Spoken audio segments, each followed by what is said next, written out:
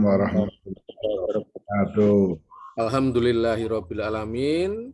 Yang kami hormati Ustadz Hamim Yarakasih Putro, yang kami hormati Ustadz LH, yang kami hormati Mas Ihsan Budi PR, yang kami hormati Mas Afnan Hadikusumo, yang kami hormati Mas Syamsuddin dan jamaah kuliah subuh pada pagi hari ini.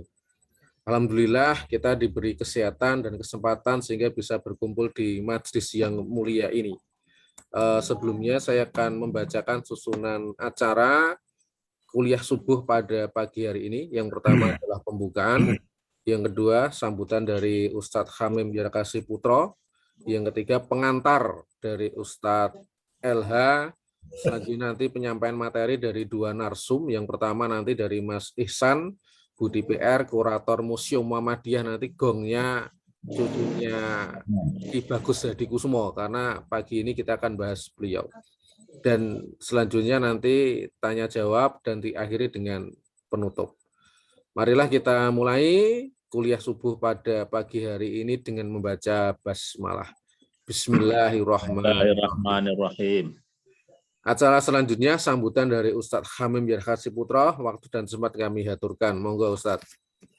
Terima kasih Mas Iwan. Assalamualaikum warahmatullahi wabarakatuh. Waalaikumsalam warahmatullahi wabarakatuh. Alhamdulillahirabbil alamin. Assalatu wassalamu ala anbiya'i wal mursalin. Asyhadu an la ilaha illallah wahdahu la syarikalah wa asyhadu anna Muhammadan abduhu wa rasuluh. Amma ba'd.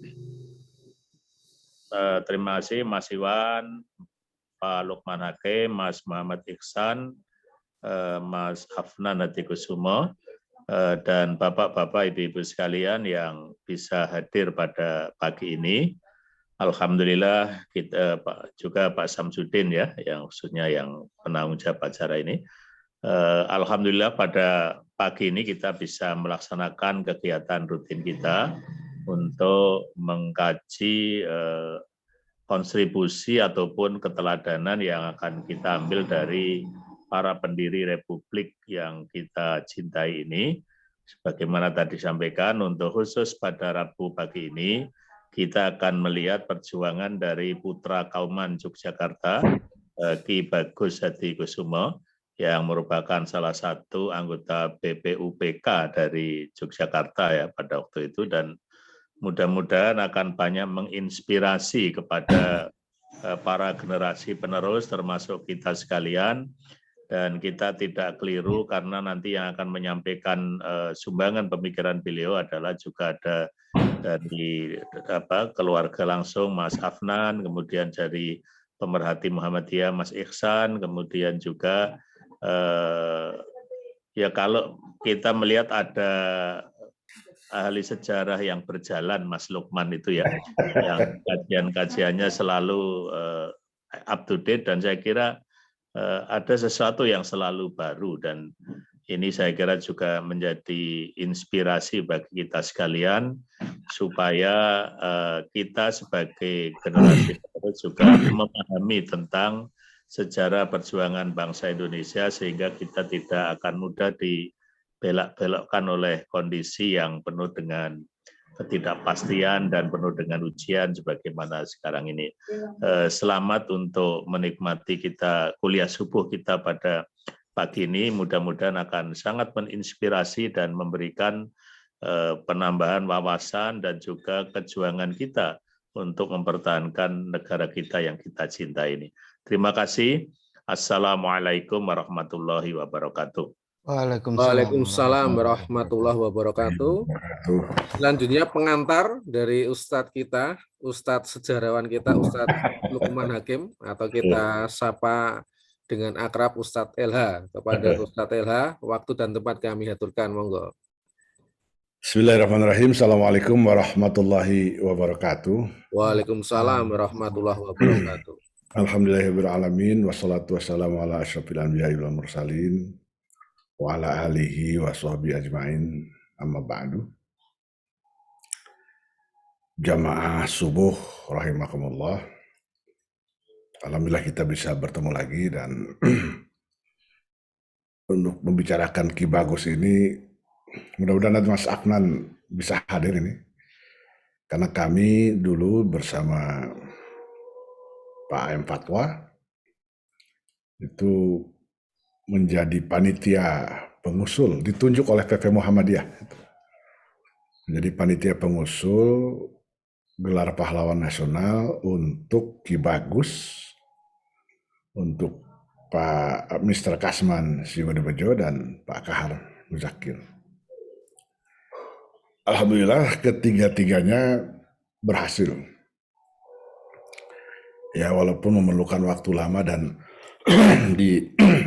dicicil itu.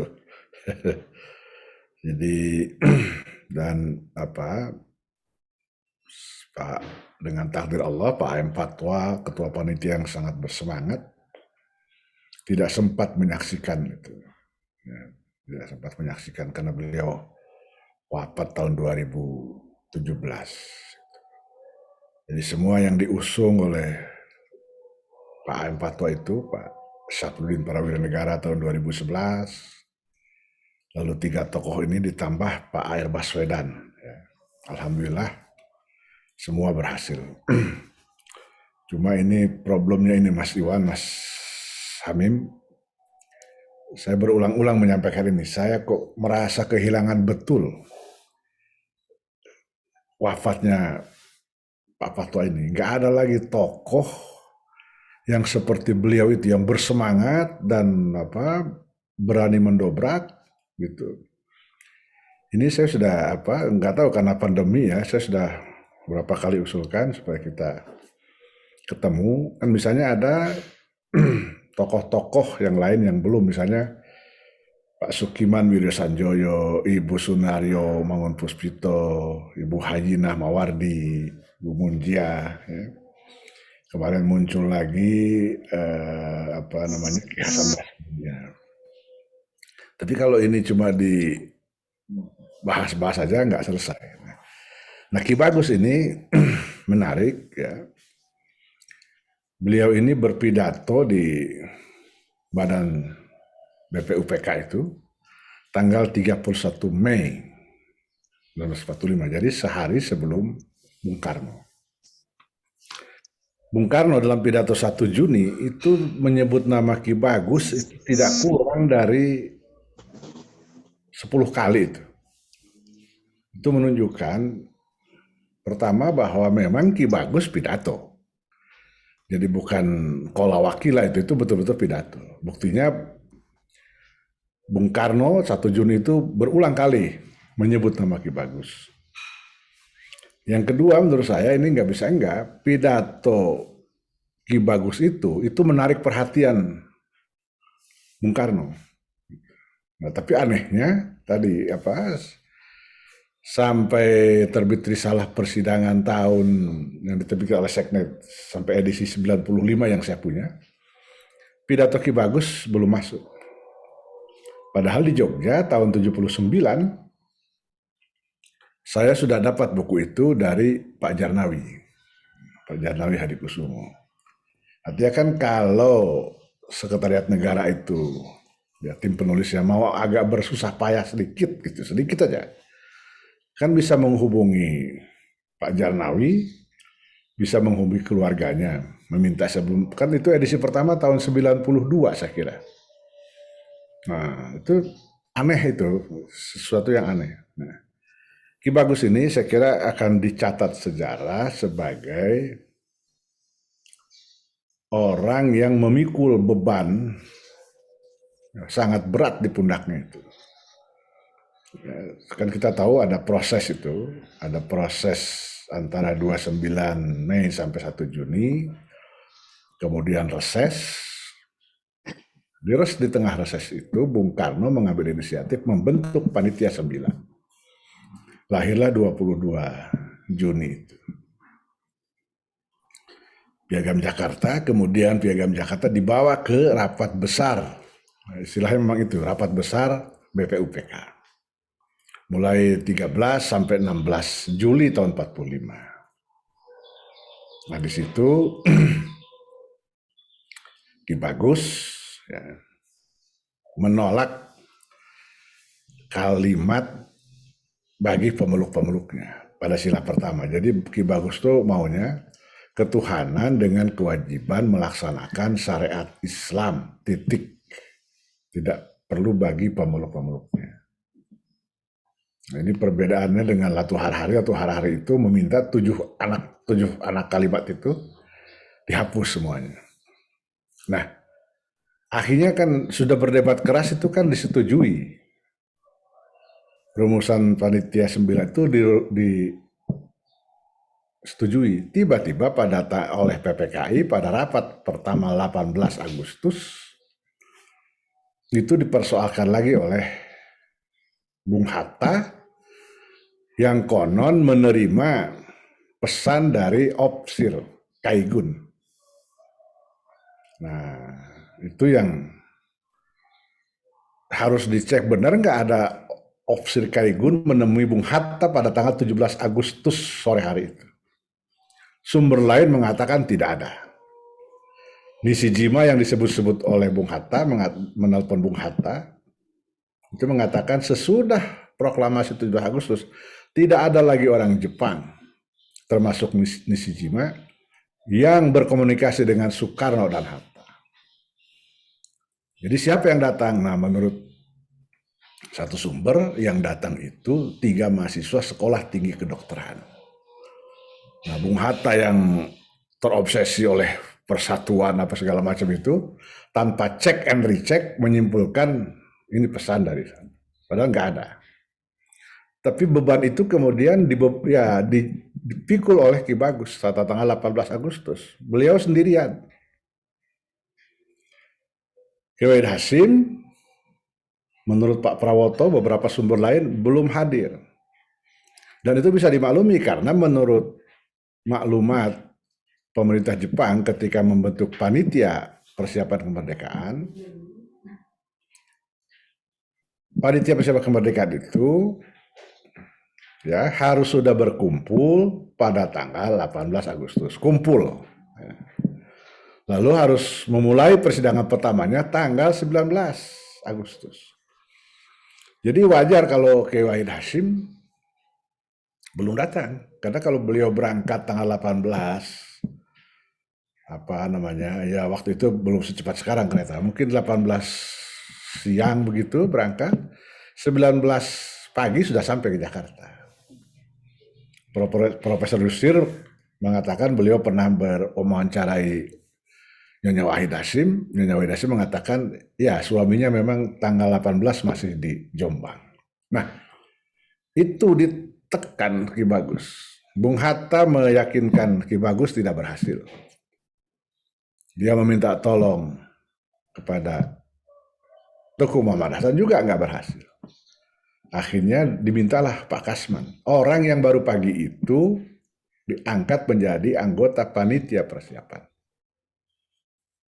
Nah inilah yang kemudian kalau Pak Prawoto menyebutnya ini pertanyaan sejarah. Ada apa?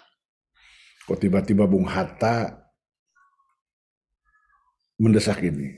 Tiba-tiba beban dijatuhkan di pundak Ki Bagus. Ki Bagus akhirnya memang menyetujui, tetapi dari sejarah kita lihat waktu itu sedang ada sidang tanwir di Jogja. Ki Bagus langsung mengirim telegram supaya penutupan tanwir ditunda sampai beliau tiba di Jogja. Di Jogja itulah, depan sidang tanwir itulah Ki Bagus kemudian menyampaikan kekecewaannya. Jadi inilah episode saya kira yang menarik dikaji. Ya. Walaupun Ki Bagus ini bukan seorang yang kalau sekarang itu mungkin disebut sektarian dan sebagainya. Sebab dalam pidatonya itu Ki Bagus tuh clear menyatakan dirinya sebagai orang Indonesia tulen, ya kan? Seorang Muslim yang bercita-cita Indonesia Raya merdeka.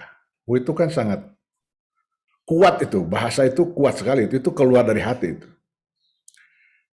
Indonesia tulen, Muslim yang bercita-cita Indonesia Raya merdeka.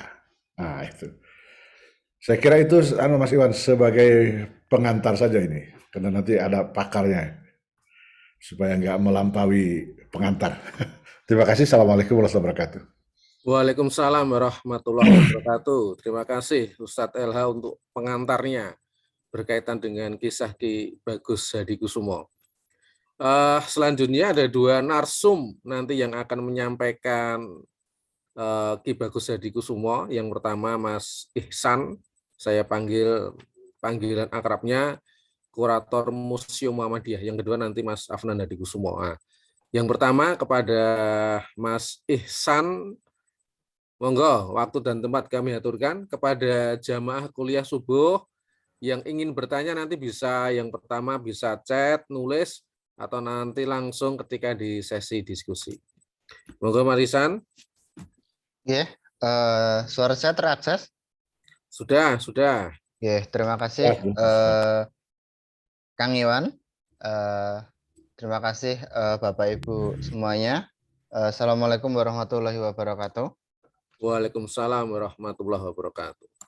Pertama, saya ucapkan terima kasih banyak kepada teman-teman semuanya di sini yang berkenan memberikan saya ruang belajar untuk menyampaikan sedikit gagasan yang kiranya nanti tentu memerlukan kritik dan ruang diskusi dari Bapak Ibu semuanya. Terima kasih juga pada Pak Hamim Zarkasi dan Pak Lukman Hakim yang sudah kita ketahui sebagai pemerhati sejarah Islam dan khususnya sejarah Muhammadiyah yang di waktu ini terus membimbing kita di forum ini dan dalam berbagai hal. Sebenarnya proporsi saya untuk membicarakan Ki Bagus Hadikusumo tentu sangat jauh ya, dan jauh berbeda dari proporsi dari Pak Afnan Hadikusumo nantinya, karena posisi saya sebagai peneliti mungkin akan memandang Ki Bagus dari kacamata seorang tokoh yang menyejarah tentunya. Nah, namun perlu diketahui sedikit problem yang akan saya kemukakan sebelum saya masuk ke materi saya ini adalah kurang lebih saya mengamati sejak akhir tahun 2019 hingga memasuki pertengahan tahun 2021, ketokohan Ki Bagus Hadikusumo ini muncul paradoks yang baru ya. Saat terjadi benturan antara Islam dan negara, wacana tentang Pancasila dan sebagainya yang sudah kita banyak ketahui, khususnya setelah pembubaran HTI, FPI dan sebagainya, dan kalau teman-teman itu banyak yang bilang gelombang revivalisme Islam itu menguat kayak gitu.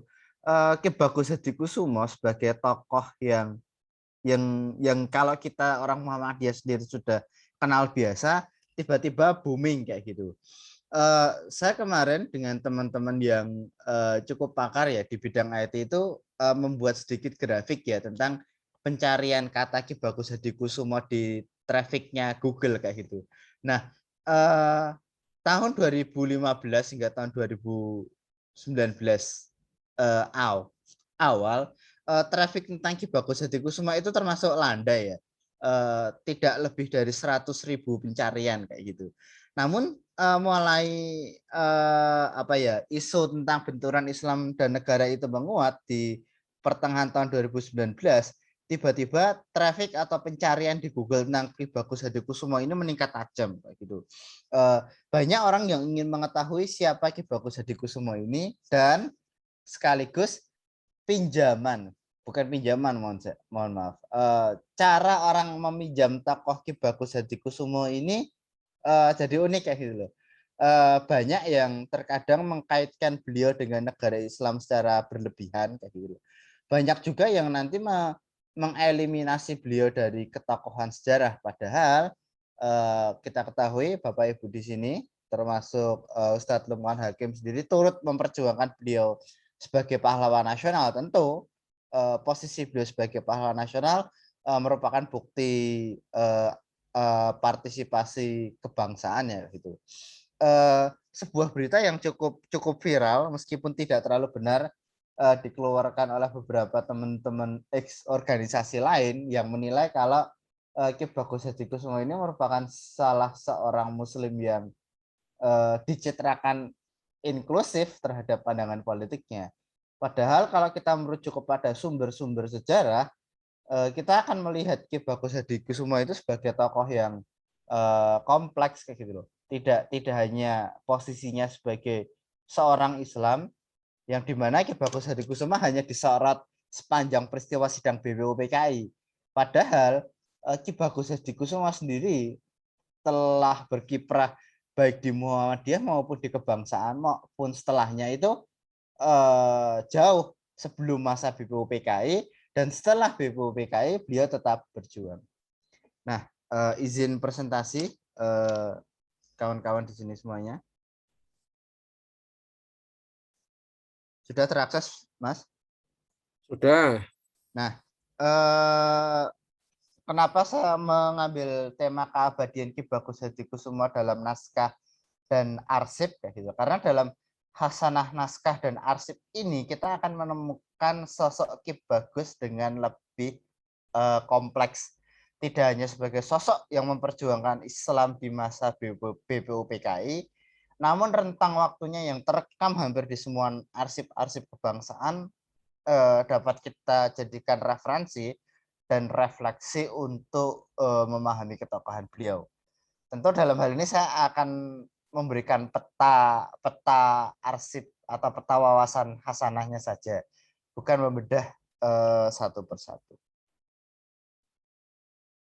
Nah, sebenarnya kita pahami kalau arsip, naskah dan arsip merupakan warisan kolektif Ki Bagus Hadikusumo, karena sebagai tokoh bangsa yang hidup melintasi zaman, Ki Bagus Hadikusumo tidak hanya sebagai orang yang menuangkan gagasannya, namun secara otomatis ia juga terekam dalam naskah, arsip atau berita. Dan yang merekam Ki Bagus itu siapa saja? Tidak hanya Ki Bagus sendiri, namun juga negara, namun juga Muhammadiyah, namun juga pemerintah kolonial Belanda. Gitu. Di tengah perebutan tafsir sejarah dan polarisasi fakta sejarah di era digital ini, terkadang kembali kepada arsip dan naskah merupakan cara terbaik untuk menemukan kebenaran sejarah, gitu loh. Seperti kita menemui sebuah kelucuan saat muncul foto salah seorang perempuan Aceh yang menggunakan jilbab, terus terjadi blunder di sosial media yang menyatakan ini adalah Cut Nyak Dien, gitu. Mungkin kalau posisi kita di sini yang sebagai orang yang paham sejarah dan sudah lama dibimbing oleh Bapak Ibu semuanya di sini, tentu kita tidak masalah kayak itu loh. Tapi banyak orang yang masih gagap dengan isu-isu tersebut kayak gitu loh. Nah, saat kita melihat kebenaran masa lalu sebagai sesuatu yang bombastis, nah kemudian kalau kiranya kita merenungkan kebenaran masa lalu ini sebenarnya mau kita konstruksikan dari mana? Karena jika kita belajar tentang sejarah tanpa arsip dan naskah, sebenarnya bisa-bisa saja. Karena pada prinsipnya secara filosofis sejarah itu kan merupakan peristiwa di masa lalu. Namun saat peristiwa di masa lalu ini tidak dikonstruksikan dengan masa lalu itu sendiri, yang asalnya dari naskah, dari teks, dari arsip dan sebagainya, maka kekaburan tentang masa lalu itu sendiri akan terjadi. Seperti halnya seperti yang dipaparkan Ustadz Lukman Hakim sendiri tentang bagaimana Sekretariat Negara mengabaikan dalam tanda kutip ya posisi pidato Ki Bagus di antara laporan sidang BPUPKI, padahal mereka sendiri merujuk pada hal yang primer, tapi mereka mengabaikan sumber primer lain. Posisi negara saja seperti itu, apalagi posisi kita yang mungkin jauh dari pemahaman tentang arsip dan teks kayak gitu.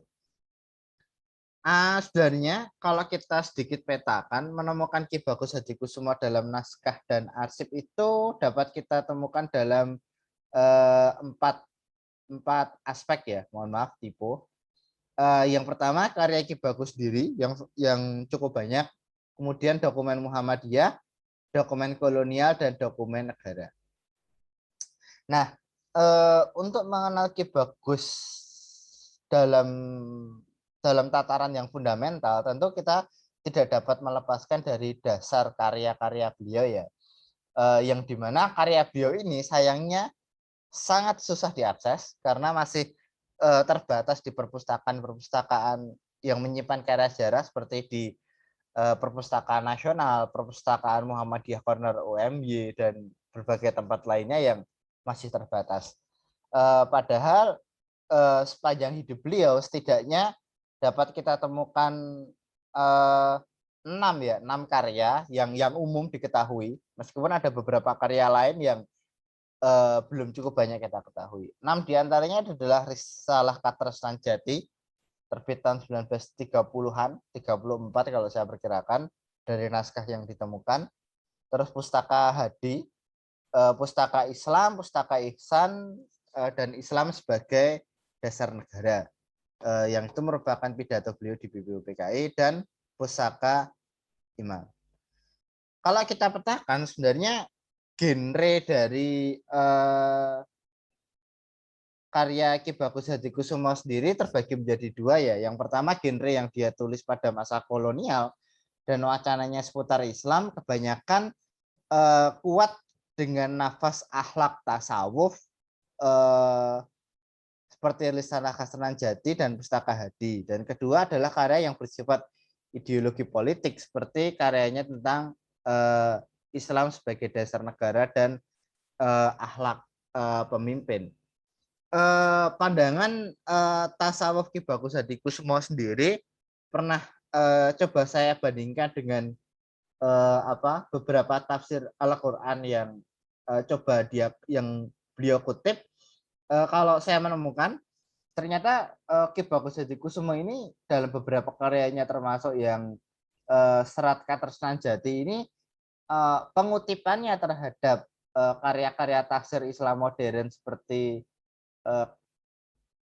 pemikirannya Jamaluddin Al-Afghani, Rashid Ridho dan sebagainya itu cukup kuat mempengaruhi sosok beliau. Namun tidak dapat kita lupakan kalau beliau menuliskan karya-karya tersebut dalam bahasa Jawa, dan nilai-nilai Jawa secara tidak langsung mempengaruhi karya-karya beliau saat beliau berhasil mentransformasikan nilai-nilai Jawa dan dipadukan dengan nilai Islam modern yang beliau ambil. Kemudian dalam arsip Muhammadiyah sendiri, Ki Bagus Hadikusumo cukup terekam kuat ya, karena beliau aktif di Muhammadiyah sejak lama, dan beliau sendiri merupakan ya sejarah Muhammadiyah itu sendiri adalah Ki Bagus Hadikusumo. Dalam arsip Muhammadiyah, Ki Bagus Hadikusumo terekam sejak masa muda beliau, waktu beliau aktif menjadi redaktur dari Suara Muhammadiyah yang dengan berani menyampaikan gagasan-gagasan beliau lewat media massa gitu. Dan sebenarnya kepingan-kepingan pemikiran Ki Bagus Hadikusumo sendiri tidak hanya terekam dalam karya-karya yang bersifat naskah yang saya jelaskan di atas tadi, namun yang berserakan dalam Suara Muhammadiyah sendiri sangat banyak karya-karya beliau gitu. Nah, sayangnya keterbatasan pemeliharaan kita sebagai Nah, itu Bapak Ibu, mudah-mudahan saya yakin keterbatasan kita tentang sumber itu juga menjadi masalah tersendiri untuk kita kembali menggali tentang Ki Bagus Hadikusumo.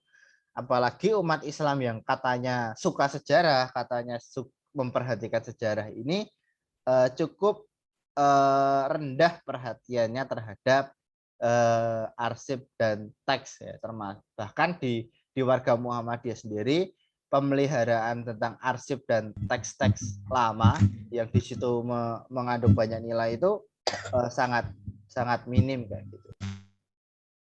Kemudian dalam arsip kolonial, sikap vokal Ki Bagus Hadikusumo sendiri menjadi salah satu hal menarik ya yang terekam di dalam naskah kolonial. Hampir di semua naskah yang sifatnya naskah kenegaraan seperti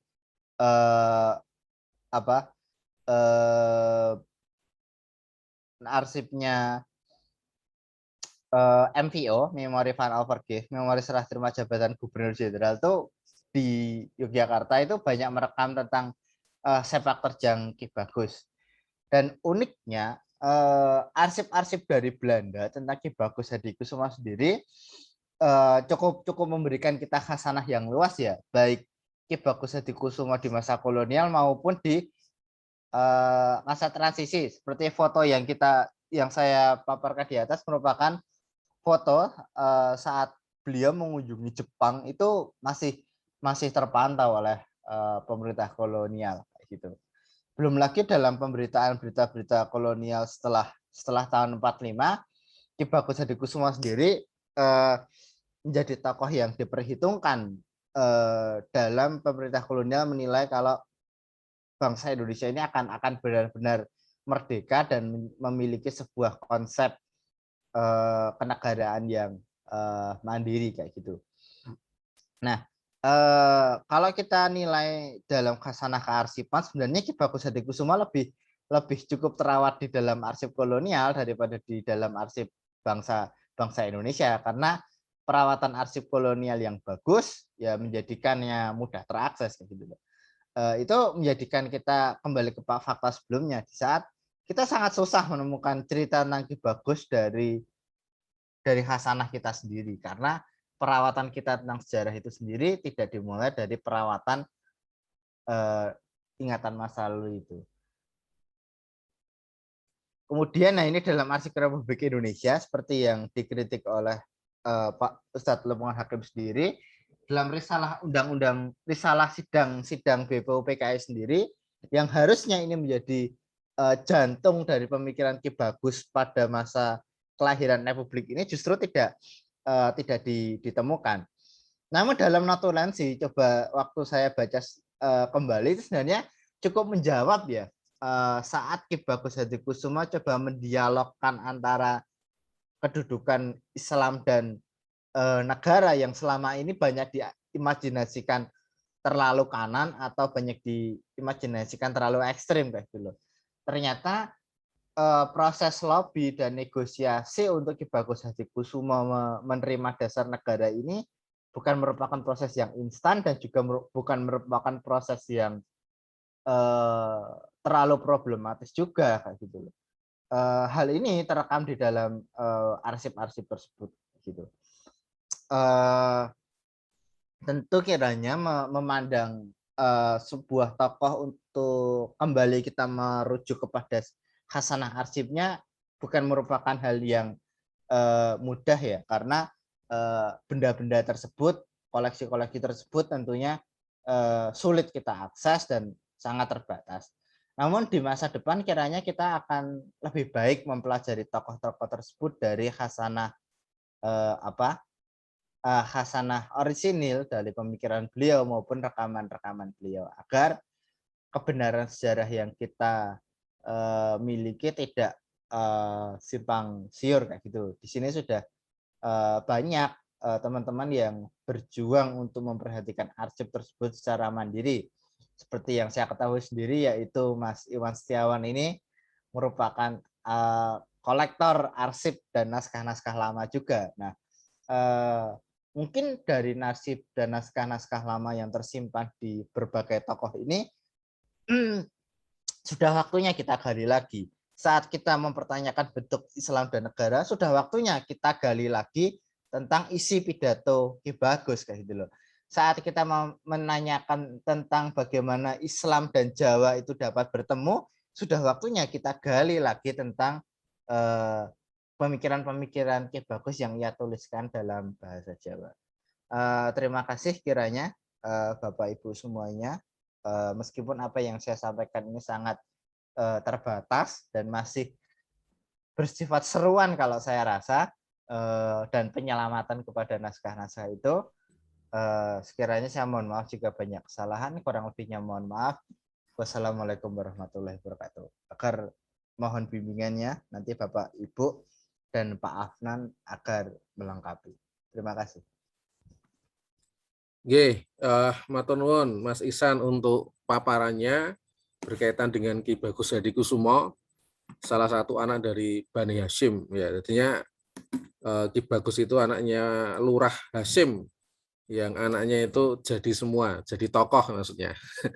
Ada Kiai Suja, Fahrudin, Munjiah, itu bagian dari Bani Hasyim. Apa bentar, Mas Afnan, saya cek belum hadir ini, Pak Afnan Hadikusumo. Atau sudah hadir dengan nama yang lain? Pak Afnan, nggih. Kalau belum hadir, saya mau tambahkan sedikit. Oh, nggih, siap. Sambil menunggu, monggo, Oke. Ustadz LH. Monggo Ustaz. Jadi sebenarnya kan kekecewaan Ki Bagus itu bukan terutama pada pencoretan itu. Kekecewaan Ki Bagus itu pada dimentahkannya kesepakatan itu, yang itu kan nggak mudah. Pak Kahar gebrak meja, kan begitu. Kalau kita baca notulensi rapat itu, Pak Kahar gebrak meja, Pak siapa namanya, Ki Bagus memulai dengan auzubillahi minasyaitonirrajim, Bung Karno begadang gitu kan, untuk menemui orang-orang itu. Nah itu kompromi, kan Bung Karno sih kan menyebut itu kompromi yang sebaik-baiknya antara kalangan kebangsaan dan Islam. Kompromi yang dicapai dengan susah payah gitu, kok tiba-tiba dimentahkan gitu dalam tempo yang sangat singkat dan di luar sidang gitu. Nah, tapi meskipun demikian, saya kira ini harus kita catat juga, ini jasa besar Ki Bagus. Pada sesudah lobi dalam rapat PPKI, itu Ki Bagus mengusulkan. Rumusan itu kan semula, ketuhanan dengan kewajiban melaksanakan syariat Islam bagi pemeluk-pemeluknya menurut dasar kemanusiaan yang adil dan beradab. Itu satu kalimat itu. Kalau Yusil tuh punya penjelasan, ini masuk akal. Kalau kalimat seperti itu disambungkan tuh masuk akal. Tapi ketika kemudian disepakati dalam lobi itu 7 kata itu dihilangkan, lalu masuk 3 kata, ketuhanan dengan kewajiban menjadi ketuhanan yang Maha Esa. Nah, Ki Bagus meminta menurut dasar kemanusiaan itu dihapus, karena nggak masuk akal kalau itu, nggak logis. Kalau kemanusiaan dengan kewajiban menjalankan syariat Islam bagi menurut dasar kemanusiaan, itu masih logis. Jadi artinya kita berislam ini, ya yang sekarang, sebenarnya bukan sekarang, Al-Quran menyebutnya itu wasatiyah itu kan, wasato. Itu kan, ini anu saya, interpretasi saya. Jadi yang namanya melaksanakan syariat Islam itu ya harus menurut dasar kemanusiaan. Kan nggak boleh misalnya kita tiba-tiba pasang pengeras suara itu sekeras-kerasnya, kayak itu bisa, itu tengah malam misalnya kan. Tadarus, ya tadarus bagus, tapi kalau tadarus semalam suntuk, nah, itu yang karena itu kemudian Ki Bagus ketika ini sudah tercapai kompromi ketuhanan yang Maha Esa, beliau meminta supaya menurut dasar itu dihapus. Maka kemudian yang tertulis itu ketuhanan yang Maha Esa, koma, kemanusiaan yang adil dan beradab, dan seterusnya. Itu jasa Ki Bagus, dan saya kira itu pemikiran yang sangat otentik. Baru dari situ Ki Bagus lalu mengatakan ketuhanan yang Maha Esa ini tauhid. Itu dibenarkan oleh Haji Agus Salim, dibenarkan oleh Kiai Wahid Hasyim, ya kan? Dibenarkan oleh semuanya. Saya kira itu tambahan saya, Mas Iwan. Oke, terima kasih Ustadz LH berkaitan dengan peran Ki Bagus Hadikusumo. Nah, ini ada beberapa pertanyaan yang ada di chat. Saya akan bacakan nanti, bisa Ustadz LH, bisa Mas Ihsan untuk memberi tanggapan. Mungkin juga bisa langsung baca di chat juga. Dari Pak Pratikna. Wah, ini bukan Pak Pratikna sekretaris kabinet ini. Mohon pencerahannya. Mengapa dalam pendirian negara ini Muhammad Hatta sangat membujuk Ki Bagus dan tidak berhasil?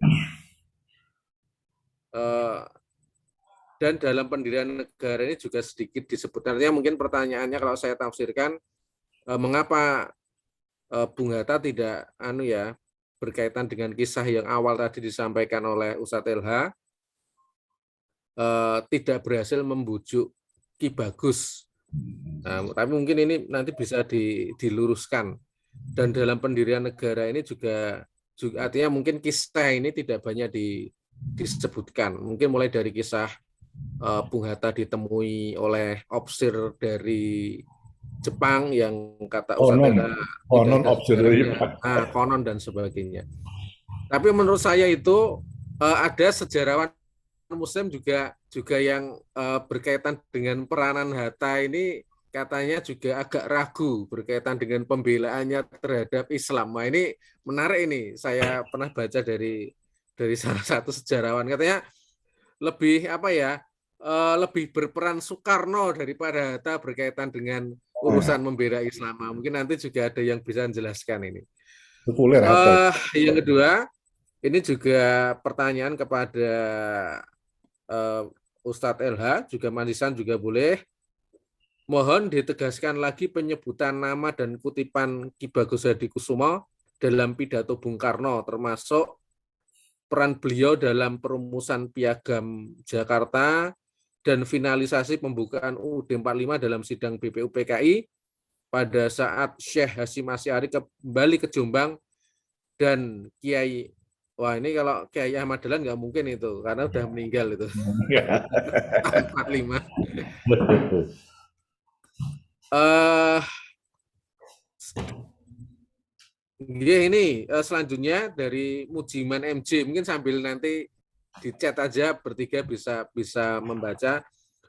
Peran umat Islam, tokoh di dalamnya sangat diperhitungkan dalam perjuangan sebelum kemerdekaan hingga terlahir negara Indonesia. Tetapi pasca kemerdekaan, terutama di era sekarang, seolah peran umat Islam dipinggirkan. Bahkan orang yang mengaku Islam turut meminggirkan. Sejarah seolah sengaja dilupakan. Wah, ini mungkin juga dua pertanyaan, satu refleksi gitu. Monggo memberi pantulan jawaban Ustadz LH juga Mas Ihsan berkaitan. Mas Ihsan dulu lah, Mas Ihsan dulu. Gadget ini. Wah, non sewu niki. Mungkin dari banyak pertanyaan tersebut saya hanya masih belajar dan masih memahami juga khususnya tentang problem-problem sejarah ya, apalagi soal Hatta dan komitmennya terhadap Islam itu memang banyak paradoksnya kayak gitu loh. Nanti mohon bimbingan Ustadz LH juga untuk melengkapi dari apa yang saya jawab. Namun sedikit berkomentar ya untuk yang Hatta sendiri dan tentang peristiwa itu ya. Saya mungkin agak di luar peristiwa itu saat Hatta itu dipermasalahkan tentang momen-momen lobbying terhadap Ki Bagus itu. Tapi dalam beberapa sumber tentang Hatta yang saya temukan di Hatta Corner UGM kayak gitu dan di teman-teman yang cukup aktif diskusi Hatta juga, sebenarnya munculnya nama Hatta di dalam kronologi peristiwa ini itu baru dinarasikan tahun 50-an kayak gitu. Sebelum tahun 50-an itu belum cukup banyak narasi yang membicarakan tentang keberadaan Hatta di dalam peristiwa ini kayak gitu loh ya. Hatta ada kayak gitu loh, tapi ada orang lain di balik Hatta mungkin kayak gitu loh. Karena memang ini sifatnya peristiwa ya, bukan bukan aktivitas rapat yang ternotulensikan kayak gitu loh. Jadi itu peristiwa di luar rapat yang mempengaruhi rapat. Nah, yang di luarnya ini yang sangat susah kita temukan. Kalau saya sendiri sih mengacu kepada memoarnya Hatta sendiri nggak terlalu menyebutkan kok sebenarnya kedudukan beliau dalam proses lobbying atau dialektika yang agak rumit ini kayak gitu. Hatta sendiri tidak pernah terlalu dalam membahas tentang peristiwa itu. Meskipun kita ketahui imajinasi Hatta dan Soekarno tentang nasionalisme kebangsaan itu berbeda dan berubah. Maksudnya berubah, imajinasi Soekarno tentang kebangsaan di awal pembentukan BPUPKI dan imajinasi Soekarno tentang kebangsaan di atas tahun 55 itu sudah berbeda. Apalagi Hatta kayak gitu loh. Ya ini menjadi cara kita untuk menilai tokoh sih. Ya tokoh itu sendiri manusia biasa yang berubah kayak gitu. Dan perubahan kita temukan dalam naskah-naskah yang beliau tinggalkan. Terus sih yang kedua tentang kutipan pidato Soekarno yang menyebutkan tentang Ki Bagus ya. Sebenarnya banyak sekali kok di naskah pidatonya ada kayak gitu loh. Kita nyari di Google juga ada lah secara sederhana. Kenapa kok Ki Bagus itu banyak disebutkan dalam naskah pidatonya Soekarno? Ya karena Ki Bagus sendiri adalah orang yang berpidato sebelum Soekarno, dan juga pidatonya Soekarno ini merupakan tanggapan dari apa yang disampaikan sebelumnya dari Ki Bagus gitu. Ini perlu diketahui juga kalau narasi atau kedekatan Soekarno dan Muhammadiyah, Soekarno dan Ki Bagus dan Muhammadiyah setelah peristiwa itu sendiri akan berjalan secara naik turun ya, karena sejak setelah masa BPKS sendiri, khususnya nanti setelah masa demokrasi liberal, pembentukan Masyumi dan sebagainya, hubungan antara Soekarno dan Muhammadiyah dan sebagainya itu akan mengalami banyak perubahan yang cukup problematis juga kayak gitu loh. Jadi kita tidak sepenuhnya bisa menarasikan Soekarno itu lebih membela Islam daripada Hatta. Tapi kita juga tidak dapat serta-merta mengatakan Hatta ini tidak lebih Islami kayak gitu. Menurut saya seperti itu sih, karena dalam perjalanan sejarah mereka pun mereka tokoh yang berubah. Kemudian saya menanggapi pertanyaan ketiga saja yang tentang peminggiran sejarah umat Islam. Kalau tentang peminggiran sejarah umat Islam sendiri, ya itu terjadi karena umat Islamnya sendiri yang melek sejarahnya itu parsial ya, nggak utuh kayak gitu. Kadang-kadang umat Islam sendiri, kalau saya boleh katakan, egoisme sejarahnya kuat kayak gitu. Kita ingin dinilai paling berperan dalam pendirian bangsa ini, meskipun nyatanya juga berperan. Namun keberperanan kita ini tidak kita dukung dengan kedewasaan sejarah yang cukup, sehingga peminggiran sejarah ini terjadi. Belum lagi para sejarawan Muslim kita itu tidak diberikan tempat yang cukup lah dalam narasi sejarah yang mayor kayak gitu loh. Terus selain itu juga kalau saya lihat dari sisi historiografi, tren penulisan sejarah umat Islam sendiri masih absurd, dan nanti saya mohon bimbingan dari Pak Lukman Hakim, karena di perguruan tinggi setelah munculnya jurusan sejarah kebudayaan Islam, sejarah umat Islam Indonesia itu jadi absurd, karena kedalaman kita memahami sejarah Islam klasik zaman Rasul Muhammad, Abbasiyah dan sebagainya itu mendapatkan proporsi yang terlalu banyak dibandingkan sejarah kebangsaan. Jadi frame sejarah umat Islam sebagai ideologi, sebagai ajaran, itu tidak proporsional dengan frame sejarah Islam sebagai bagian dari kebangsaan kayak gitu. Kita memang tidak menemui proporsi yang sehat dalam memahami sejarah itu, sehingga keberadaan umat Islam yang terpinggirkan dari sejarah menjadi hal yang wajar kayak gitu. Itu sih, karena ketidaksempurnaan frame kita yang tidak berimbang antara sejarah Islam sebagai sejarah ajaran dan sejarah Islam sebagai sejarah kebangsaan. Itu sih. Mohon bimbingannya dari Pak Lukman Hakim. Terima kasih banyak. Makasih Mas Ihsan. Mungkin PR-nya adalah merebut tafsir sejarah umat Islam secara rasional, tidak magis. Ya, Ustadz LH, monggo. Ya, jadi saya akhirnya buka ini. Jadi memang dalam pidato 1 Juni itu beberapa kali ya Bung Karno itu menyebut nama Ki Bagus. Ini misalnya, ini beliau menyebut mula-mula misalnya itu beriringan dengan penyebutan nama Dr. Sukiman. Nah, ini pidato Dr. Sukiman yang pertama juga nggak ketemu ini. Alangkah benarnya perkataan Dr. Sukiman, perkataan Ki Bagus Hadikusumo, bahwa kita harus mencari persetujuan faham. Nah, lalu disebut lagi, sebagai saudara Ki Bagus Hadikusumo katakan kemarin, maka Tuan adalah bangsa Indonesia. Bapak Tuan adalah orang Indonesia, nenek Tuan pun orang Indonesia, bangsa Indonesia. Datuk-datuk Tuan, nenek moyang Tuan pun bangsa Indonesia. Di atas satu kebangsaan Indonesia dalam arti yang dimaksudkan oleh saudara Ki Bagus Hadikusumo. Itulah kita dasarkan negara Indonesia. Jadi beberapa kali itu. Dan Bung Karno itu memang agak berbeda riwayatnya misalnya dengan Hatta. Hatta itu kan dia anak seorang kiai, ya, ulama. Hatta ini saleh, tapi dia mengecap pendidikannya di Belanda, jadi agak kurang interaksinya dengan tokoh-tokoh pergerakan di sini. Nah, Soekarno itu anak seorang penganut teosofi. Sukemi itu penganut teosofi, tapi kemudian Sukemi menitipkan anaknya itu kepada Pak Cokro di Surabaya. Jadi ada interaksi itu.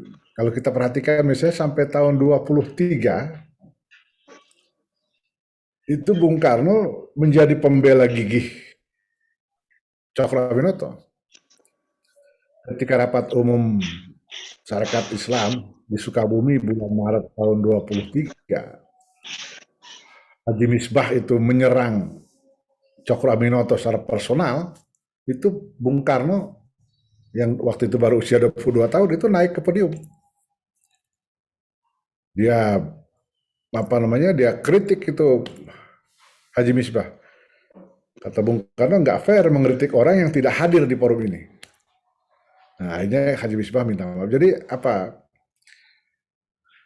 Bung Karno sebut, pengamat Bung Karno, dia sejak tahun 38 sudah menjadi anggota Muhammadiyah. Interaksinya misalnya dengan Tuan Hasan itu sangat intens. Misalnya ketika Bung Karno dibuang ke Ende dan kan dulu Belanda itu ya masih agak dibuang tapi dikasih uang saku gitu. Nah, mungkin karena Bung Karno mengajak istrinya, mengajak mertuanya, mengajak anak angkatnya, maka ongkos biaya hidupnya menjadi mepet. Nah, ketika mepet itu, Bung Karno kirim surat ke Ustadz Hasan, minta tolong supaya diringankan uang sakunya itu. Nah, Bung Karno bercerita, saat ini saya sedang menerjemahkan biografi Ibnu Saud yang dia puji-puji itu. Bung Karno puji-puji, dan tolonglah kata Bung Karno, tolonglah saudara carikan penerbit yang mau menerbitkan buku ini atau saudara beli. Jadi sangat akrab sekali.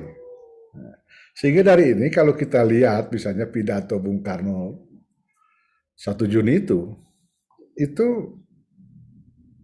Bung Karno berulang-ulang untuk mengatakan, ya, ketika beliau mengajukan dasar ketuhanan sebagai sila kelima, Bung Karno mengatakan hendaknya negara Indonesia ini menjadi satu negara yang bertuhan.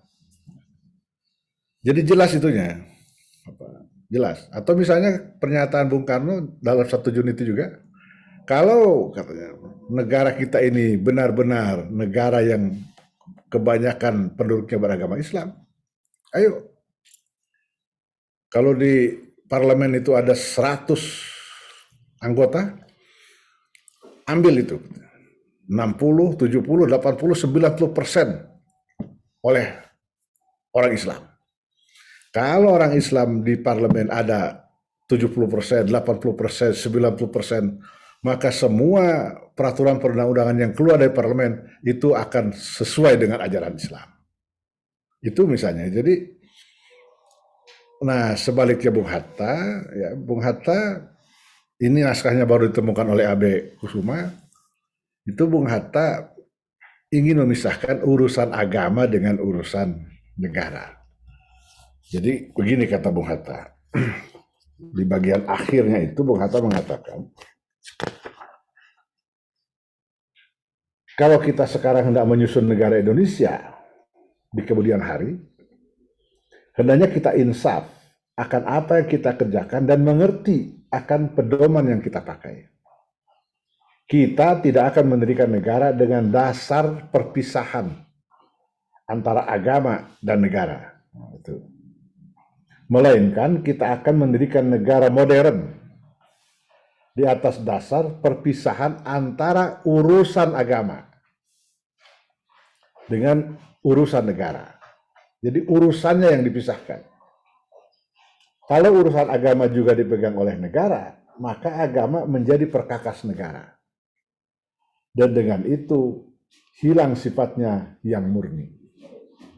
Urusan negara, urusan kita semua, urusan agama Islam adalah urusan umat dan masyarakat Islam semata-mata. Sayang ini naskah ini juga baru ditemukan.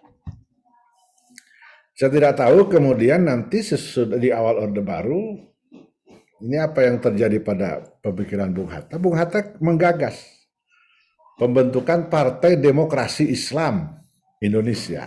Nah, kan itu para yang direkrut oleh Bung Hatta itu anak-anak muda. Ya waktu itu anak-anak muda. Deliar Nur, Daud Ali, siapa lagi kemudian Ismail Hasan Metarem.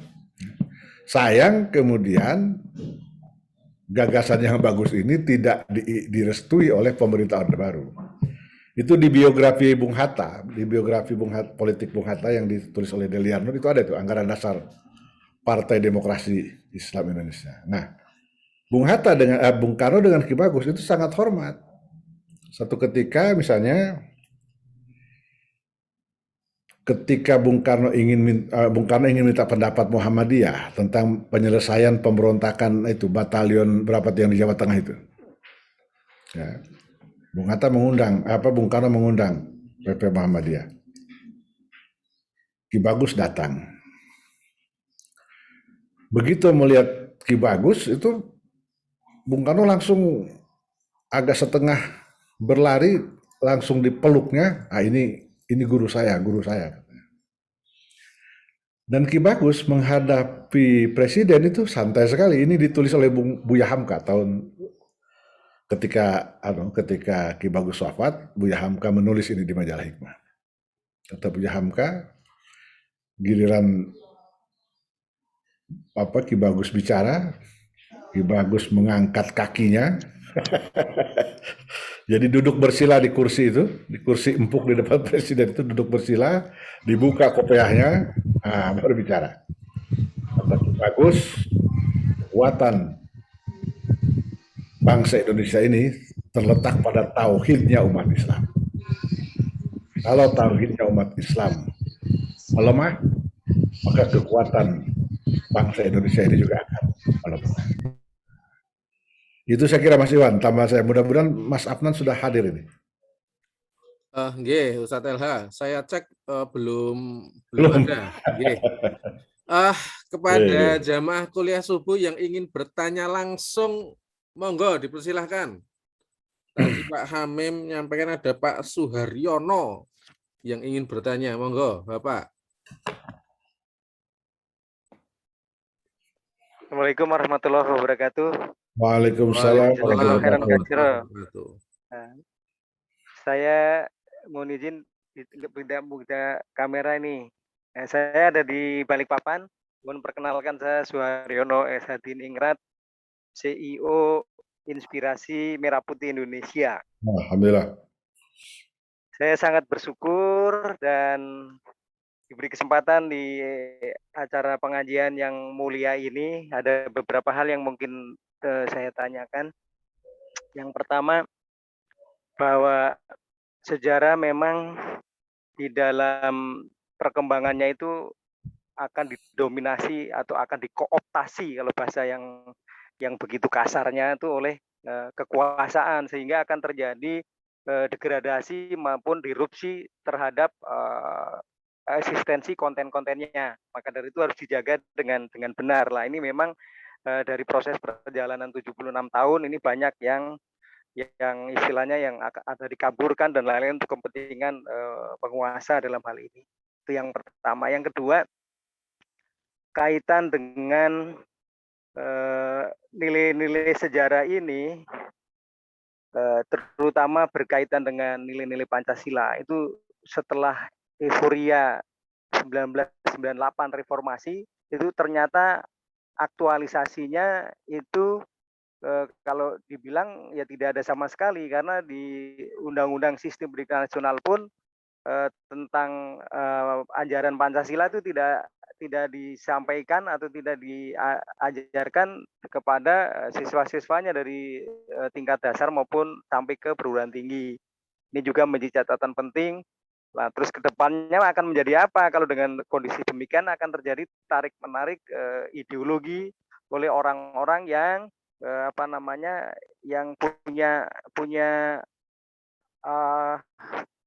kemauan lah kalau dalam ini, yang punya niat, apalagi mereka didukung oleh kaum kapitalis. Jadi dengan demikian mesti kita harus lebih waspada, terutama umat Islam, terutama tokoh-tokoh Islam yang terdahulu kita itu memang sudah meletakkan dasar-dasar bernegara ini sesuai dengan kodrat alamiahnya sebenarnya. Gitu. Dan ada nilai besar yang mungkin juga nanti akan saya sampaikan. Ada 4 nilai besar itu, yaitu Pancasila, NKRI, terus Bhinneka Tunggal Ika, dan UUD 45. Ini menjadi konsensus dasar nasional yang harus dijaga ketat.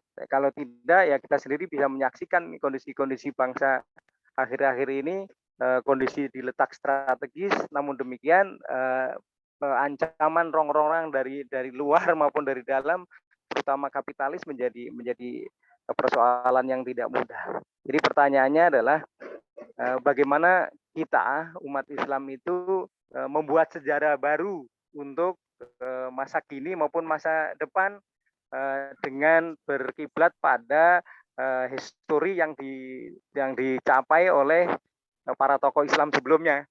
Itu saja, mohon izin, terima kasih. Assalamualaikum warahmatullahi wabarakatuh. Nggih, waalaikumsalam warahmatullahi wabarakatuh. Matur nuwun Pak Suharyono atas pertanyaannya. Selanjutnya ini juga dari Bapak Muhammad Uhaib As'ad dari Banjarmasin, Kalimantan Selatan juga ingin bertanya. Monggo, Pak Muhammad Uhaib. Assalamualaikum warahmatullahi wabarakatuh. Waalaikumsalam warahmatullahi wabarakatuh. Aduh. Terima kasih. Saya lihat di sini ada abang saya, guru saya. Alhamdulillah ketemu lagi nih. Hampir 30 tahun saya nggak saya waktu di Dagen, Mas Bim. Ya, Mas Wahab, sehat. Ya, saya merasa sedih dan terharu mendengarkan paparan ini dari Bang Lukman dan Mas Satu tadi. Tapi biarlah sejarah mencatat perjuangan umat Islam, Ki Bagus Hadikusumo dan lain-lainnya. Kita tidak perlu tenggelam dalam kesedihan sejarah, karena memang sejarah itu selalu ditulis oleh para penguasa. Dan umat Islam sudah memberikan saham sejarah dalam pembentukan bangsa ini. Bukan hanya di Indonesia, hampir seluruh dunia, sejarah itu selalu ditulis oleh orang-orang yang berkuasa. Saya kebetulan tahun 2011 saya pernah di Mesir melakukan satu penelitian mengenai konflik politik Timur Tengah. Kemudian saya kembali lagi tahun 2016. Saya banyak diskusi dengan pergerakan Ikhwanul Muslimin dan para cendekiawan yang radikal maupun yang agak sekuler seperti Profesor Hasan Hanafi. Saya berkali-kali di rumahnya diskusi tentang sejarah umat Islam di dunia. Bagaimana umat Islam itu dipreteli oleh kekuatan yang memang tidak ingin melihat Islam sebagai kekuatan alternatif dalam kehidupan berbangsa dan bernegara, termasuk juga di Indonesia. Jadi sejarah ini memang sejarah kesedihan umat Islam itu terjadi di mana-mana. Saya juga lihat di Bosnia juga begitu dan beberapa negara yang saya sudah kunjungi. Yang menarik adalah hari ini seperti kita memaki-maki bangsa sendiri ini, ya. Betapa Bagus Hadikusumo betul-betul berjuang membangun nama nation state. Tetapi hari ini kita juga yang mempreteli negara ini. Bahkan lebih sedih lagi, justru orang Islam sendiri yang menghina-hina agamanya. Saya tidak pernah melihat orang Nasrani atau Kristen itu memaki-maki agamanya. Tetapi hari ini justru orang-orang yang mengklaim diri dia sebagai tokoh yang mempreteli, yang mengamputasi agamanya sendiri. Kita sedih melihat hari ini sebagai umat mayoritas di negeri ini. Saya mempertanyakan secara sosiologis, declare Al-Quran, kuntum khaira ummah, you are the best member of the Muslim community. Kita bukan umat yang terbaik secara politik dan secara ekonomi, sosial dan budaya hari ini. Ya, kita hanya sekedar bangga dan berhenti pada sebuah kebanggaan mayoritas. Kita belum melihat Islam menjadi umatan wasatan, umat yang mampu menjadi wasit, arbitrasi dalam perjalanan sejarah peradaban umat manusia di dunia maupun di Indonesia. Itu Al-Quran jelas. Kalian adalah umat yang terbaik. Kuntum khaira ummah. Ummatan wasatan litakunu syuhada'a 'alan nas. Umat wasatan menjadi umat penengah, menjadi saksi sejarah terhadap kehidupan peradaban manusia. Tapi itu semua hilang di dalam pikiran bangsa ini, ya. Tapi manusia sekarang di Indonesia ini sudah terjebak pada pragmatisme dan oligarki yang luar biasa, yang struktur, yang mempreteli, yang mengamputasi umat Islam. Ini adalah satu tarikan napas sejarah pada masa-masa pembentukan Indonesia sampai hari ini. Dan umat Islam memang tidak pernah diinginkan menjadi sebuah kekuatan sejarah dan peradaban di negeri ini, baik secara politik dan ekonomi. Apa yang kita lihat hari ini adalah sebuah pengamputasian umat Islam, sebuah penghinaan umat Islam yang mayoritas. Saya pernah ditelepon oleh teman-teman dari Pakistan, you are stupid or you are a Muslim stupid. Kalian adalah umat Islam yang stupid di Indonesia yang mayoritas, tapi Anda minoritas dan tidak memiliki kekuatan apa-apa. Nah, jadi persoalannya ini, bagaimana Bang Lukman dengan kita memiliki potensi umat Islam ini, tetapi kita dimarginalkan, disukukurdikan, diintimidasi, dan dikembangkan dalam Islamofobi, dan umat Islam juga sebagian, bahkan banyak tokoh-tokoh Islam yang memaki-maki, yang merobek-robek imannya sendiri dan mengaku-ngaku Islam. Saya sedih melihat, ya, justru umat Islam sendirilah yang menghina-hina, yang mengaku dirinya tokoh Islam, tetapi dia yang ikut mengamputasi Islam itu sendiri. Inilah dikatakan oleh Muhammad Abdu, al-Islamu mahjubun bil muslimi. Umat Islam ini tolol, dungu, mahjub karena perilaku umat Islam sendiri. Limaza ta'akharal muslimuna wa taqaddama ghairum. Demikian kata Muhammad Sakim Arsalan. Oleh karena itu, perjuangan Hadikusumo, Ki Bagus Hadikusumo, biarlah menjadi sebuah kenangan sejarah sebagai sebuah saham perjuangan umat Islam. Kita tidak perlu lagi terlalu larut dalam sebuah kesedihan sejarah. Saya kira itu yang penting sekarang Bang Lukman, wal tanzur nafsum ma qaddamat lighadin, how to aim it of the future. Kita out looking for the future. Biarlah sejarah masa lalu menjadi catatan sejarah bagi anak akan datang dan kita semua ini. Terima kasih. Assalamualaikum warahmatullahi wabarakatuh. Waalaikumsalam warahmatullahi wabarakatuh. Terima kasih Ustadz Dr. Muhammad Uhaib As'ad. Saya ingin menyarikan pertanyaan juga pernyataan dari Pak Suharyanto juga Bapak Muhammad Uhaib berkaitan dengan yang pertama tentang kooptasi Yang kedua berkaitan dengan sejarah umat Islam di masa lalu dan dihubungkan dengan sekarang yang mungkin sepertinya peranan umat Islam semakin terpinggirkan. Mungkin bahasanya gitu. Sehingga apa yang perlu kita lakukan di hari ini untuk membangun kembali ya Islam sudah jaya, tetapi berkaitan dengan mungkin peranan politik umat Islam, kalau kita hubungkan dengan partai dan sebagainya, saya rasa juga masih belum kokoh sampai hari ini. Mungkin kira-kira itu Ustadz LH, juga Mas Ihsan, mungkin dalam pantulan sejarah apa yang bisa kita lakukan? Ya, jadi saya teringat dulu di tahun 60-an ya, sesudah awal Orde Baru. Nah, akhir 60, awal 70 itu beredar, itu ada tulisan dari seorang asing, Ellen Sampson. Iya, Alam Samson, iya, betul. Ya kan? Nah, jadi kira-kira yang disampaikan oleh Mas Uheb itulah. Jadi umat Islam ini kalau menurut Samson itu berdiri pada dua imajinasi. Imajinasi pertama itu umat Islam ini mayoritas. Tapi imajinasi kedua, umat Islam ini minoritas. Mayoritas dalam jumlah,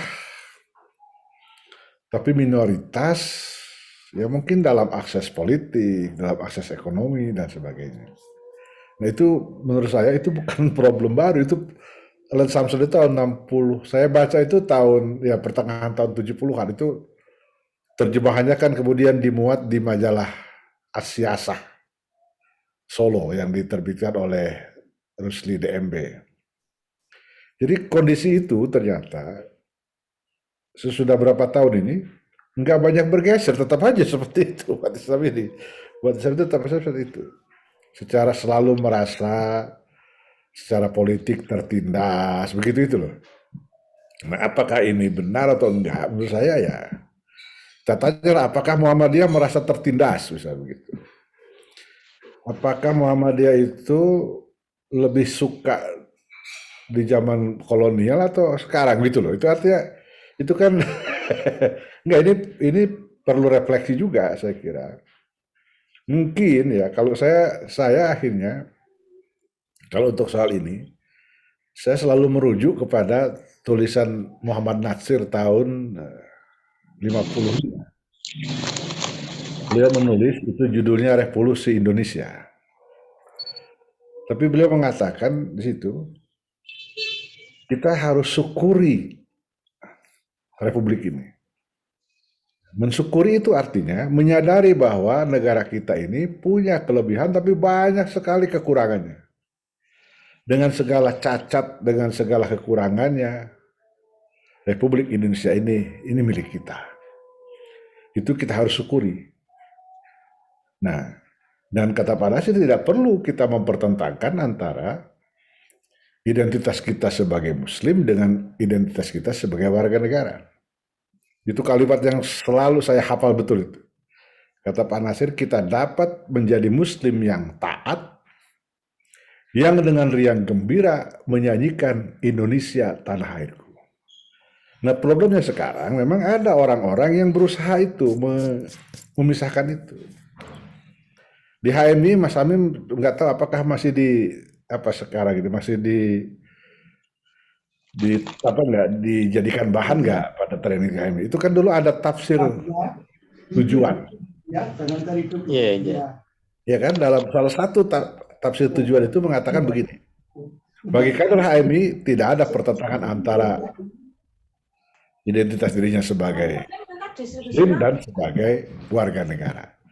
Keberhasilan pembangunan negara adalah keberhasilan umat Islam. Itu saya kira HMI ngambil aja di pikiran itu. Jadi karena itu menurut saya, kalau saya apa yang bisa kita lakukan saja.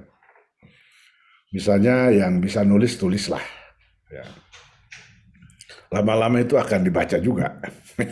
Sekarang musim medsos. Nah, saya nulis di medsos. Apa yang misalnya, ya tentang apa saja. Misalnya kemarin ramai soal apa masa jabatan presiden mau 3 periode. Ya saya tulis kecil. Saya ingatkan lagi bagaimana itu kita berjuang habis-habisan untuk membatasi masa jabatan presiden. Lah kok masa sekarang mau dimentahkan lagi. Yang gitu-gitu menurut saya itu apa yang yang bisa kita lakukan lah. Mas Ihsan bisa melakukan, Mas Hamim, Dr. Uheb, itu semua kita, marilah kita kerjakan ini untuk Indonesia, untuk umat Islam kita ini. Saya kira begitu, menurut saya. Jadi kalau saya pinjam istilahnya Mr. Muhammad Rum, ketika dia memberi pengantar untuk bukunya Endang Saifuddin Ansori, Piagam Jakarta, enggak perlu menangisi susu yang sudah tumpah. Ditangisi sampai apapun itu susu yang nggak akan kembali ke gelas, bikin aja susu yang baru. Gitu. Terima kasih Mas Iwan. Terima kasih Ustadz LH. Mas Ihsan, monggo silahkan. Mungkin saya malah mau menanggapi pertanyaan yang terakhir dari yang Rahmat Yogya ini ya. Tapi sebelumnya tentang refleksi sejarah umat Islam, akhir-akhir ini saya agak senang lihat tweetnya beberapa teman dari McGill ya. Ya ada semacam komunitas gitulah. Di Twitter mereka cukup aktif kayak gitu loh. Yang mengatakan kalau sebenarnya perjalanan umat Islam yang penuh dengan kekecewaan hari ini itu bukan hal yang ironi dalam perjalanan sejarah, karena kalau kita lihat pun kayak gitu kondisi umat Islam yang kita hitung saja saat dirundung kolonialisme ya, setidaknya setelah abad ke-17 gitu. Toh itu juga baru belum sampai 500 tahun kayak gitu loh. Dibandingkan sejarah umat Islam yang sudah lebih dari 1000 tahun, ya untuk apa kita terlalu pilu dengan yang baru beberapa ratus tahun ini. Apalagi Indonesia yang seperti ini kayak gitu loh. Dengan kemerdekaan kita ini sudah hal yang jauh lebih baik gitu. Sikap yang terlalu terburu-buru memetik hasil dari perjuangan yang belum maksimal kita lakukan tentu menjadi hal yang tidak sehat juga dalam kedewasaan berpikir kita. Beberapa waktu ini saya sedang meneliti tentang warisan pemikiran Natsir dalam yang terekam di Budi Mulya Yogyakarta maksud saya. Di situ peninggalan pemikiran Natsir di Budi Mulya itu kan saat Pak Natsir udah cukup sepuh ya gitu. Tinggal nanti meninggalkan Pak Watik-pratiknya, Amin Rais dan sebagainya. Kami lihat di situ ternyata ya makin lama makin reflektif juga pemikiran beliau, dan saat beliau jatuh kepada kesimpulan jika ya kita syukuri saja keberadaan negara Indonesia ini merupakan warisan umat Islam juga. Kalau kita mau mengimajinasikan sebuah kemenangan, bukankah Allah sudah memberikan kita kemenangan dengan kemerdekaan ini? Kalau kita menginginkan kemenangan lain, ya sabar saja, kemerdekaan ini saja dicapai dengan waktu ratusan tahun. Kemudian menanggapi ini dulu ya, mohon maaf Kang Iwan, karena saya sebentar lagi harus masuk ke kantor dan siap-siap. Tentang adakah orang Islam yang menyusun, sudah banyak ya, tapi untuk sejarah umat Islam saya rasa karyanya Hatta dan refleksi sejarah Islam dari Kuntowijoyo perlu kita perhatikan. Terutama Kuntowijoyo ya, yang dalam pidato guru besarnya itu membawa refleksi cukup besar dalam sejarah umat Islam. Mungkin suatu hari perlu kita bahas itu tentang Pak Kunto itu. Terima kasih. Makasih Mas Ihsan untuk refleksinya. Masih ada waktu 9 menit. Kalau sekiranya ada yang ingin bertanya, dipersilahkan. Monggo. Assalamualaikum. Waalaikumsalam warahmatullahi wabarakatuh. Pak Ratman, monggo satu penanya. Ya. Habis itu nanti kita cukupi. Ya, terima kasih untuk kesempatannya di pertanyaan terakhir barangkali ya, Mas Iwan ya. Jadi terima kasih. Langsung saja kepada Pak Ustadz Lukman Hakim, apa sikap terhadap pernyataan yang pernyataan yang dicabut 5 kata itu loh. Kemudian bagaimana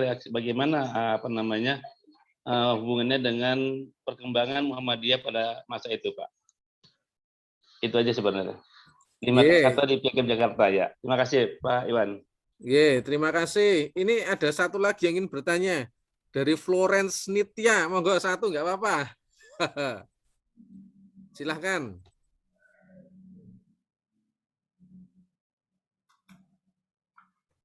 Oh, nggak ada. Monggo. Satu pertanyaan tadi dari Pak Ratman, dari Ustadz LH, dari Mas. Mohon maaf Pak, aku tadi lupa itu moodnya masih. Oh ya, silahkan. Assalamualaikum warahmatullahi wabarakatuh. Waalaikumsalam warahmatullahi. Saya hanya ingin bertanya, karena saya juga Muslim, saat ini saya memang di gerakan masyarakat tanpa batas bermartabat NKRI Aman, adil, makmur, sejahtera. Yang saya ingin bertanyakan sebagai Muslim mayoritas, apa sih yang harus kita lakukan untuk Indonesia lebih baik ke depan? Kalau saat ini kami memang peduli kemanusiaan. Jadi door to door untuk memberi makan Jumat Barokah, terus seperti begitu, karena kami ingin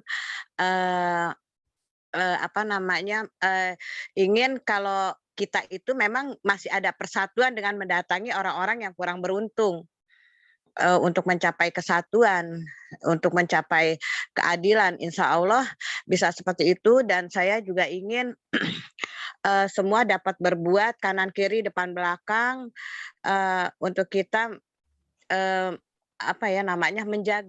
menjaga negara kita, menjaga Islam agar tidak pupus.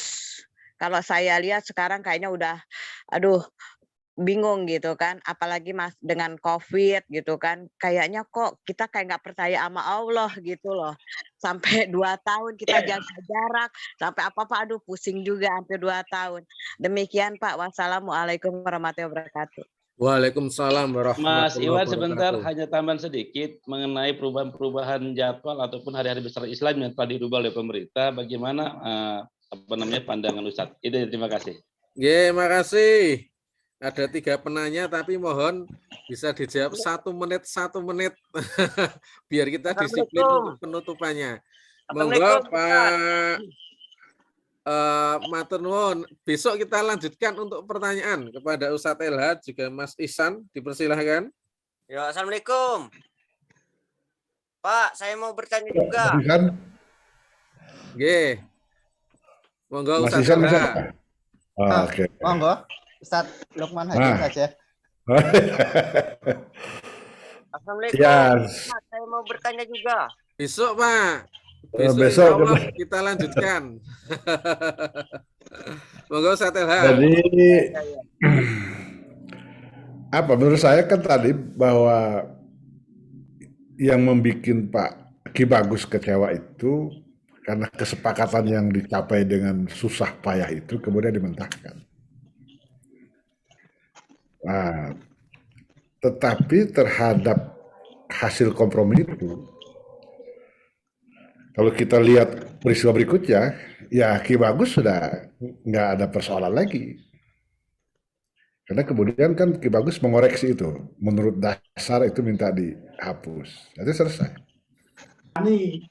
Bahwa kemudian Ki Bagus di sidang tadwil itu mengingatkan, dengan ini maka perjuangan umat tidak makin mudah. Gitu. Umat tidak makin mudah. Berbeda kalau ketuhanan dengan kewajiban melaksanakan syariat Islam, itu relatif lebih mudah bagi umat. Itu yang diingatkan oleh Oke, bagus. Ya. Sesudah itu, bagaimana kondisi umat? Menurut saya nggak ada masalah, karena coba lihat, Pancasila itu kan baru dipersoalkan lagi. Nah, itu nanti di sidang konstituante. Selama itu nggak ada. Tahun 52 Pak Nasir di Pakistan mengatakan Pakistan ini negara Islam. Karena konstitusinya mengatakan begitu. Tetapi kata Pak Nasir, Indonesia ini juga negara Islam. Karena dasar negara kami yang pertama adalah ketuhanan yang Maha Esa. Itu tahun 52. Tahun 54 dalam pidato Nuzulul Quran itu Pak Nasir malah secara retoris mempertanyakan bagaimana mungkin sila ketuhanan yang Maha Esa bertentangan dengan Qul huwallahu ahad dan seterusnya. Baru itu menjadi persoalan ketika kemudian para pendukung Pancasila memberi tafsir Pancasila itu secara sekularistik. Gitu.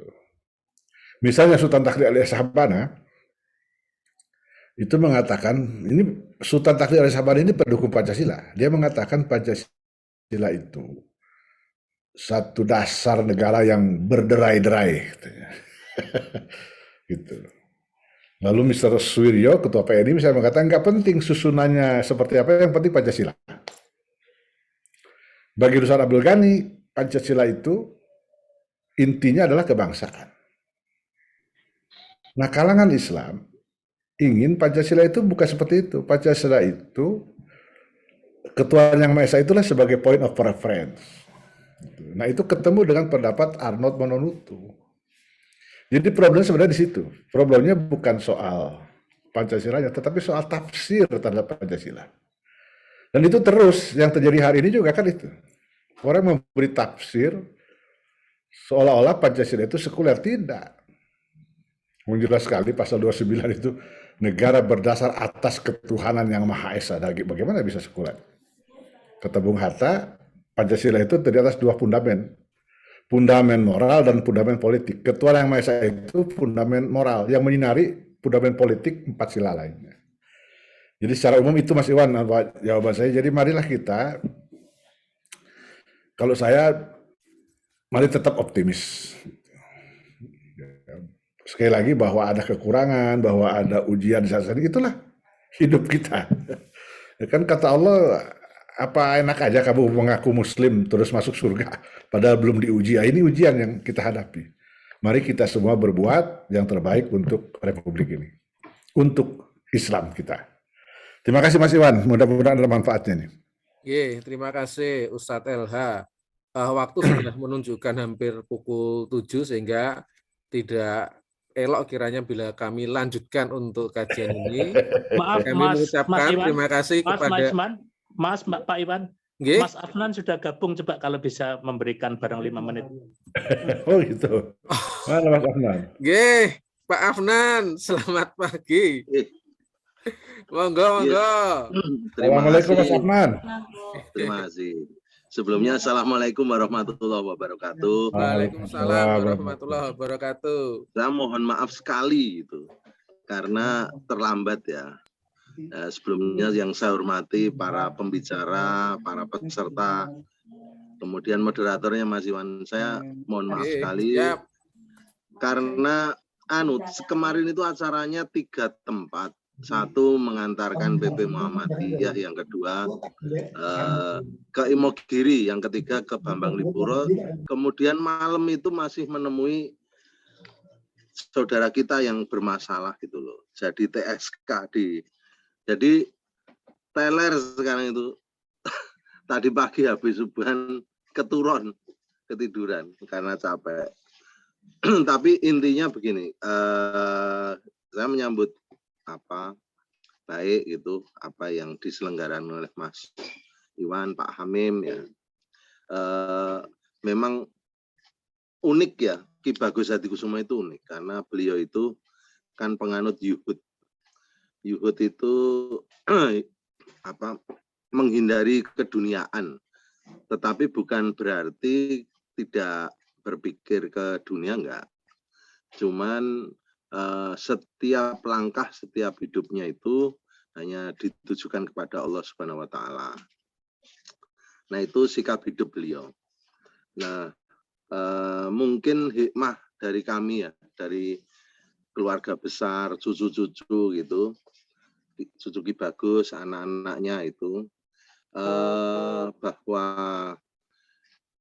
kami ini dari anak cucu itu menjadi bisa meneladani sikap-sikap beliau ya, kaitannya dengan kuatnya akidah dari beliau, kemudian kemurnian tauhid yang selama ini beliau jaga itu juga menjadi inspirasi bagi anak cucunya gitu. Selain itu juga